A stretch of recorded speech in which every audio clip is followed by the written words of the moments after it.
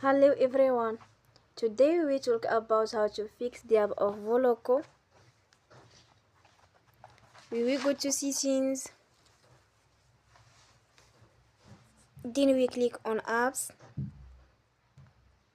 After that we search the app Voloco and we click. Then we will on for stop. After that we go to storage. Then we click on clear cache.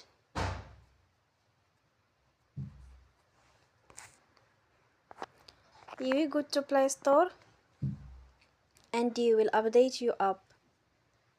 Don't forget to support us by like and subscribe.